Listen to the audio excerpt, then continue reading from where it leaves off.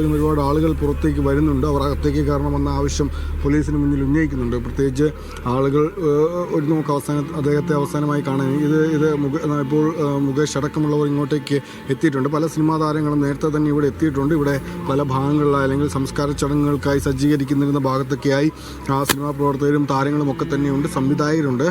അദ്ദേഹത്തിൻ്റെ വളരെ അടുത്ത സുഹൃത്തുക്കളായിരുന്ന എല്ലാ സിനിമാ പ്രവർത്തകരും ഇങ്ങോട്ടേക്ക് എത്തിയിട്ടുണ്ട്. പുതുതലമുറയിലെ താരങ്ങളൊക്കെ ഇവിടെയുണ്ട്. അവരൊക്കെ തന്നെ പല ഭാഗങ്ങളിലായി ഇവിടെയുണ്ട്. അപ്പോൾ അല്പസമയത്തിനുള്ളിൽ ഈ ചടങ്ങുകളൊക്കെ തന്നെ പ്രത്യേകിച്ച് തിരക്ക് ഇനിയും കൂടുമെന്നൊരു സാഹചര്യത്തിൽ പ്രത്യേകിച്ച് ഈ വരുന്ന ആളുകളൊക്കെ പുറത്തേക്ക് ഇറങ്ങിയ ശേഷം അവരുമൊക്കെ തന്നെ ഇവിടെ തുടരുകയാണ്. അപ്പോൾ വലിയ തിരക്കിലേക്കൊക്കെ പോകാനുള്ളൊരു സാധ്യതയുള്ളതുകൊണ്ട് തന്നെ ഇനിയിപ്പോൾ അധിക സമയം എടുക്കില്ല എന്നാണ് നമ്മൾ മനസ്സിലാക്കുന്നത്. ഏതായാലും ഈ ആളുകൾ ഇങ്ങനെ ഒഴുകിയെത്തുന്നത് അടുത്തിടെയൊന്നും നമ്മൾ കണ്ടിട്ടില്ലാത്ത, പ്രത്യേകിച്ച് ഈ സിനിമാ താരങ്ങളുടെ, പ്രത്യേകിച്ച് വലിയ വലിയ താരങ്ങളുടെ ഒരു സംസ്കാര ചടങ്ങുകളിലൊക്കെ കാണുന്നതിനുമൊക്കെ അപ്പുറം ആളുകൾ ഇങ്ങോട്ടേക്ക് ഇങ്ങനെ ഒഴുകിയെത്തുന്നത് അത് സാധാരണക്കാർ തങ്ങളുടെ തന്നെ ഒരു പ്രതിനിധിയായി ശ്രീനിവാസനെ കണ്ടുവന്നതുകൊണ്ടാണ്. തങ്ങളിലൊരുവനാണ് ശ്രീനിവാസൻ, അല്ലെങ്കിൽ താൻ ജീവിതത്തിൽ അനുഭവിച്ച കാര്യങ്ങളാണ് ശ്രീനിവാസൻ കഥയിൽ എഴുതി വെച്ചത്. പ്രത്യേകിച്ച് അദ്ദേഹത്തിൻ്റെ പല സിനിമകളും അങ്ങനെ ഈ ടി.പി. ബാലഗോപാലൻ എം.എ. ആയാലും, അല്ലെങ്കിൽ സന്മനസ്സുള്ളവർക്ക് സമാധാനം എന്ന സിനിമ, അല്ലെങ്കിൽ ഈ നാടോടിക്കാറ്റായാലും ഗാന്ധിനഗർ സെക്കൻഡ് സ്ട്രീറ്റ് ആയാലും ആ സിനിമകളിലൊക്കെ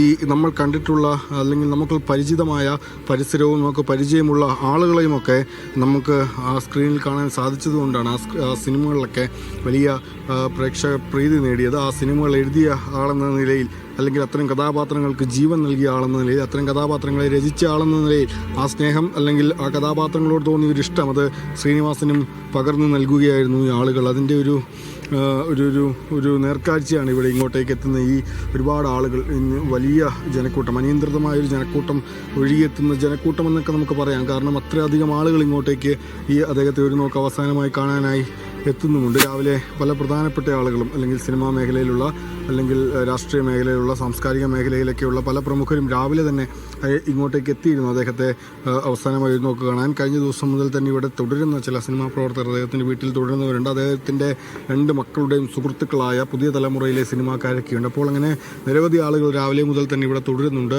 ഇങ്ങോട്ടേക്ക് എത്തുന്ന ആളുകളൊക്കെ ഒരുപക്ഷെ ഇവരെല്ലാം തന്നെ ഈ എറണാകുളം ജില്ലയിലോ അല്ലെങ്കിൽ ഈ കണ്ടനാട് സമീപപ്രദേശങ്ങളോ ഒക്കെ ഉള്ളവരായിരിക്കണമെന്നില്ല. പല സ്ഥലങ്ങളിൽ നിന്നും, പല ദേശങ്ങളിൽ നിന്നുമൊക്കെ അദ്ദേഹത്തെ കാണാനായി, അദ്ദേഹത്തിന് അന്തിമോപചാരം അർപ്പിക്കാനായി എത്തിയ ആളുകളായിരിക്കും ഇങ്ങോട്ടേക്ക് എത്തുന്നത്. കാരണം എറണാകുളത്തു നിന്നൊക്കെ ഒരുപാട് മാറിയുള്ള ഒരു വളരെ ശാന്തമായൊരു സ്ഥലമാണിത്. അപ്പോൾ ഇവിടെ ഒരു കൃഷിയും കാര്യങ്ങളുമൊക്കെ വളരെ സമാധാനപൂർണ്ണമായൊരു ജീവിതം നയിച്ചു പോകുന്ന, വളരെ ഈ അടുത്തുള്ള ആളുകളോട്, ഈ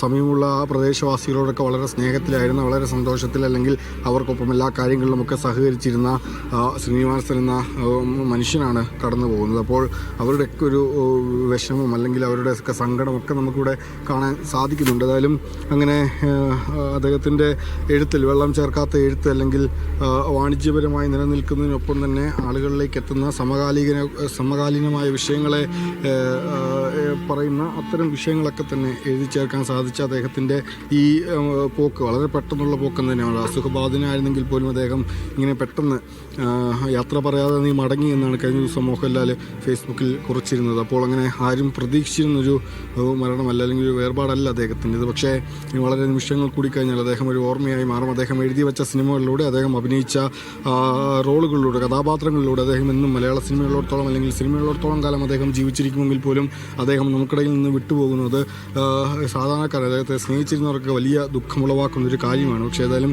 ഇനിയിപ്പോൾ വളരെ കുറച്ച് സമയം മാത്രമാണ്. മനസ്സിലാക്കിയിടത്തോളം അല്പസമയത്തിനുള്ളിൽ ഈ സംസ്കാര ചടങ്ങുകളുടെ കർമ്മങ്ങൾ അല്പസമയത്തിനകം ആരംഭിക്കുമെന്നാണ് നമ്മൾ മനസ്സിലാക്കുന്നത്. ജിംസ്.